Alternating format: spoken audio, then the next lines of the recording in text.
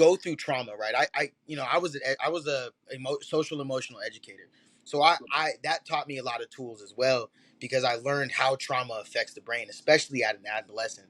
We learned about ACEs, right, which is adverse childhood experiences. When a child goes through beyond average adverse childhood experiences, it literally physically damages the neural connections in your brain, and it creates these problems. And so you're internalizing these things over and over again, and now there's physical damage.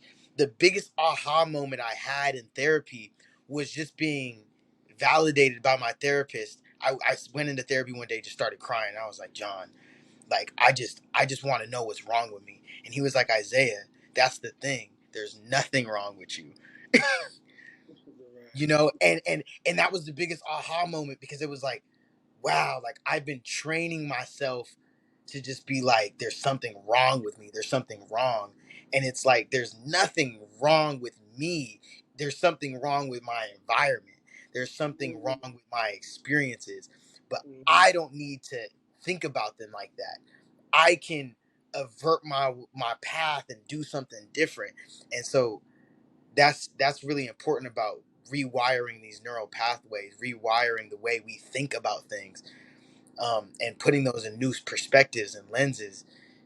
That does so much, to just tell somebody, like, you're not broken, you're not broken, you're not you're not damaged, you're not bad goods, you are deserving of love. You were created in God's image. You have divinity within you, you have power within you.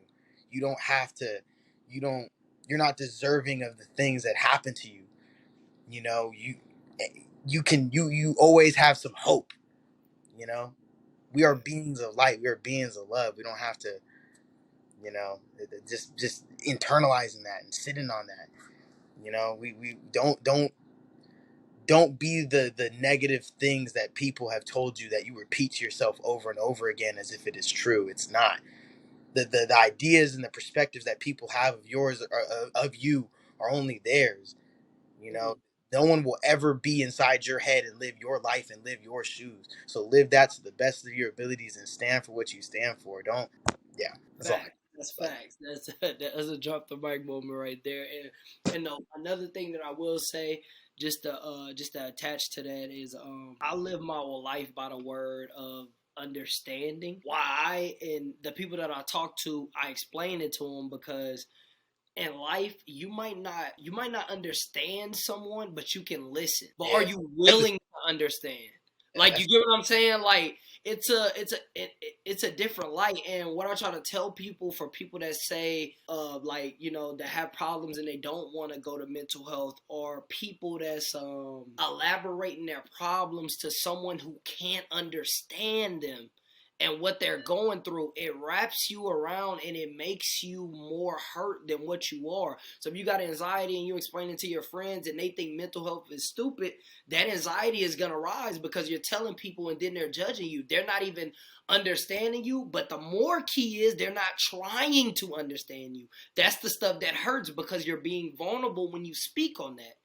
You know what I'm saying? Like, I was explaining the situation to somebody uh, the other day, and my emotions rose, because I was like, wow, this kind of triggered me, because how could you say this about somebody if you don't even understand where that person comes from?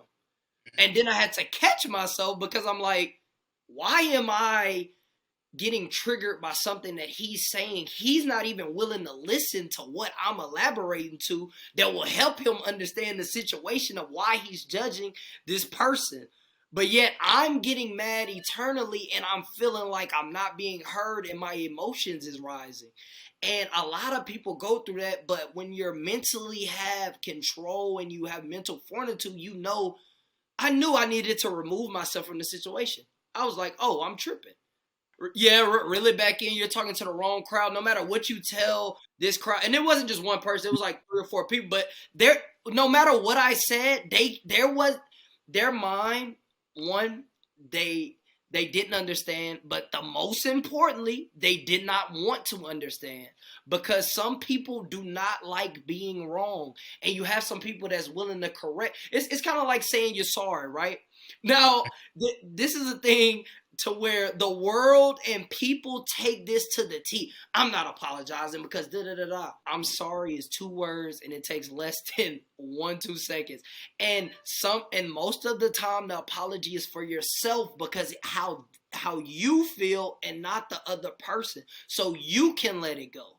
Like, you get what I'm saying? And people take that for granted. And just to finish up my statement is, if you're seeking out help and you're constantly telling stuff to people who don't want to understand you, not can't, but want, it's different between explaining it to somebody that wants to understand you. Even if they don't understand, they will be a seeker of light. They will help find somebody that will understand you, which means they'll open their mind of, hey, maybe you need therapy, maybe you need this. That's somebody that's trying to understand. People who don't want to understand will then deem you as, you're crazy. Yeah, you're stupid, bro. Why do you bro, just let it go. When mentally it's hurting you. So you need to address it.